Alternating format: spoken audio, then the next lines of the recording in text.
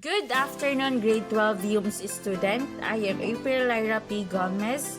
I graduate at Philippine Normal University, North Luzon, with a Bachelor in Secondary Education, major in Biology, with certification in Teaching Senior High School, Your Trends, Networks, and Critical Thinking Skills in the 21st Century Culture. Teacher. Before we proceed to our lesson for today, let us offer first a simple prayer. May I ask everyone to please bow your heads, close your eyes, and pray. In the name of the Father, of the Son, of the Holy Spirit, Amen. Heavenly Father, grant me each day the desire to do my best, to grow mentally and morally, as well as physically, to be kind and helpful, to be honest with myself, as well as with others. Help me to be a good sport and smile when I lose as well as I win. Teach me the value of true friendship.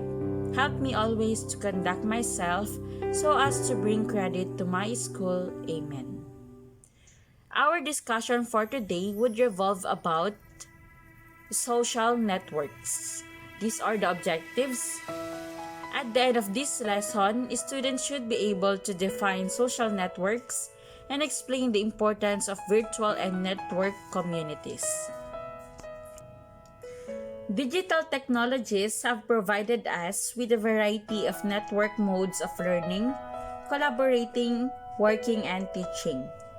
The facilities of the digital and network world have the capacity to fundamentally transform our connections, relationships, work, and involvement in society. Many of our schools are shifting to the network mode, implementing a home school nexus that uses digital software, hardware, and architecture for learning and teaching, just like what we are having during this pandemic. In the previous unit, we were invited to look at the network of relationships that continue to shape our personal and social life. As social beings, we are networked in our various relationships, daily interactions, and social location. Indeed, our human existence and relationships are nested in both local and global networks that constitute meaning and action. In this lesson, it would be focused on social and neural networks. Many communities and organizations in the world today are flourishing because of their 24/7 connection with their clients, stakeholders, and support groups. They can now influence other groups because of ICT and other enabling digital technologies. In the academe, multiple intelligences are supported by these technologies, which address the different learning styles of the learners. Students can network with other students around the globe using different tools and online applications.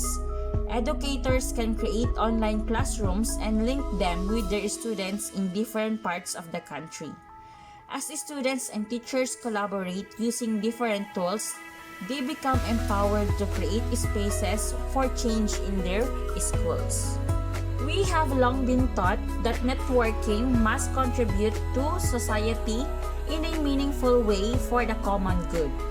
With our exposure to digital technologies and the social media, our network communities have continued to transform our lives and relationships. Social networks are novel forms of collective action that promotes values of solidarity, empathy, and support. These networking sites, regardless of varied perspective and definition, continue to be the online metropolis that fosters collaboration on a big scale never seen before. Social relationships and networking are key components to human life, yet are geographically and physically limited. These restrictions have been partially removed because of the internet revolution and diffusions of use. That's why even we are miles apart, we are still having the opportunity to collaborate and interact with one another for a more purposive communication.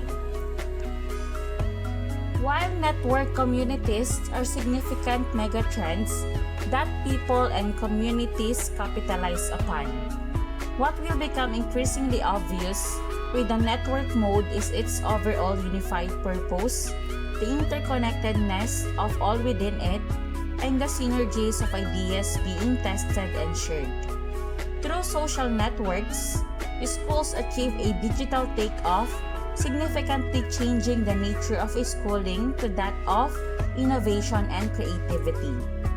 While communities are defined as shared and intimate, emotional, and visible, but it is generally assumed that many members have personal attachment to some of their online friends. It's been months since we adapted into the new modes of teaching and learning process, and still now we are in the midst of debate whether it brought major leaps in the education. Nevertheless, we will continue to make a significant difference in delivering quality education to every student in the world. Social network sites are web-based services that allow users to create their own profile, connect with their friends, and have the option to send private messages, post on others' wall, and organize social activities, according to Boyd and Addison in the year 2007. Users also have the freedom to select what information they would like to share publicly with others, whether these are documents, photos, status, or locations. Today, these social networks are creating new platform of social interaction and collaboration. Social networking sites empower users to exchange ideas through the multi-functions of these sites. We were given a lot of opportunities, and it is up to us whether to manage it in a more beneficial way. Meanwhile, virtual communities are social groups that demonstrate psychological and cultural qualities of a community without physical closeness. Researchers assume that virtual worlds and social networks have long-term implications in shaping our lives. While it may be premature to assess the impact of social networks and virtual worlds on society, virtual worlds are perceived as a little more than highly sophisticated computer games in a self-contained environment. Whether virtual worlds will be regarded as a form of escape and creation of artificial societies or beneficial tools for innovation has yet to be determined. However, virtual worlds should be seen as the latest expression of the Internet's unstoppable desire for change. The craving for the creation of a fantasy world or virtual self appears to be natural extension of these social networks. Try to search Second Life platform, which is the most famous of all virtual worlds founded by Philip Rosedale. The user needs to understand the technology of the virtual world before they inhabit and build their identity. According to its founder, Second Life, as a vast digital content, is purely about living and socializing in an alternative reality as they create their avatars that communicate via text, chat, and voice. These virtual forums elicit self-expression and basic human desire to belong. Virtual creators aim to connect people and engage them in a different kind of interaction and dialogue. Virtual worlds provide users the ability to see and create the world as they would like it to be.